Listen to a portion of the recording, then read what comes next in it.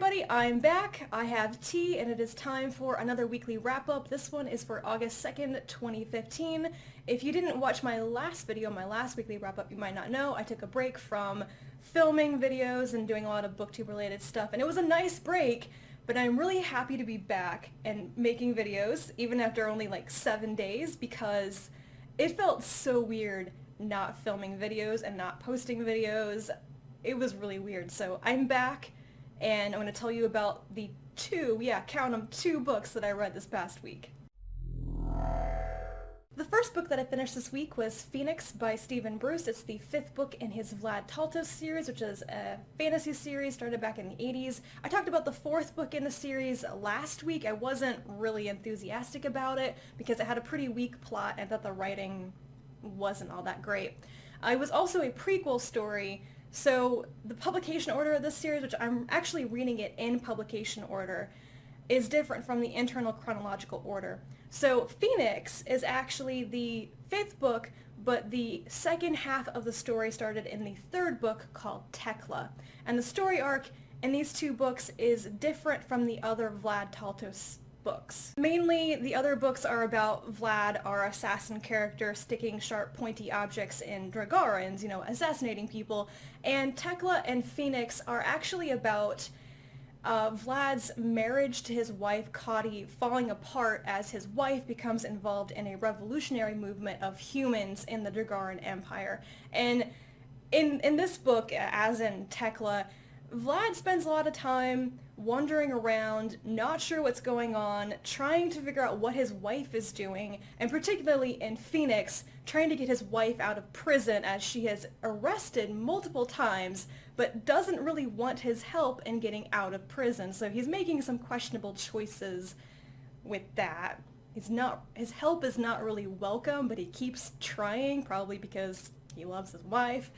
But anyway, I like this story arc because it's atypical for the other 3 books that I've read in the series, but some people apparently really hate Tekla and Phoenix when they read them for the first time because it's not the typical storyline. People are like, why? He's just complaining about his impending divorce or whatever. And like, it's actually pretty interesting. I don't think I've ever read a divorce story in a fantasy series before, so I really enjoyed Phoenix because there was a lot more introspection in it. Vlad spends a lot more time thinking about what his wife and what his grandfather have said about his career as an assassin. They've both come out saying they don't really like him being an assassin. They're not condemning him. Well, Kadi is kind of condemning him, but his grandfather, Noishpa, loves Vlad too much to say anything about it unless he's asked directly, and then Vlad asks him directly, what do you think about me being an assassin? And the answer he gets is not the one he wants or expected.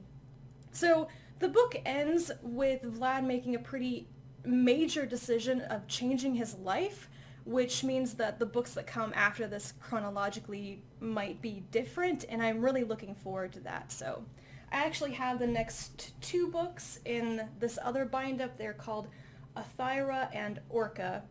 And I think I'll try to get to these like right away because I'm kind of on fire to finish the Vlad Taltos books that I own and then get some more of the omnibuses.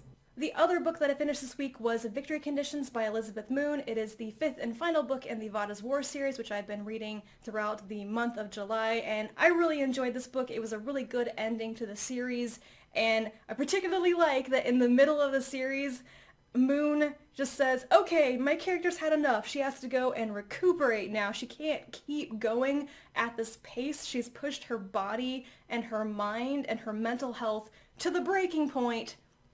Time out. Gonna go get some help. And I like that because it reminded me so much that so many books I read, characters get pushed and pushed and pushed to this point where you can no longer suspend your disbelief that they could still be going, because physically a real person couldn't take that much.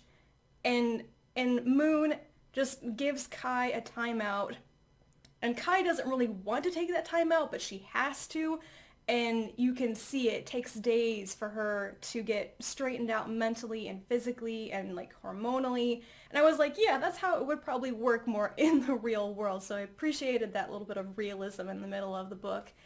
So yeah, I mean, this series is about and culminates in the last book with the Vada family being attacked, losing everything, and then rising from the ashes, rebuilding the family business, and fighting a war to keep, you know, the known colonized space from being crushed by space pirates. So this was a good series, and I really enjoyed this final book. So that was pretty short.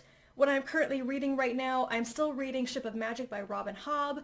I didn't read any of it this past week because I just didn't have time. So even though it's taking me a long time to read this book, I am really enjoying it. I'm really liking the complexity of the characters. I'm just really into the characters and their relationships with each other, which is something that I thought was missing from Assassin's Apprentice when I tried to read the Farseer trilogy. I just thought that Fitz was a pretty flat character.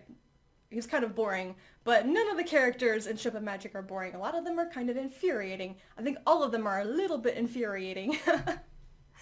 I am also reading The Sparrow by Mary Doria Russell. I started reading that last night, and it's a really intriguing beginning.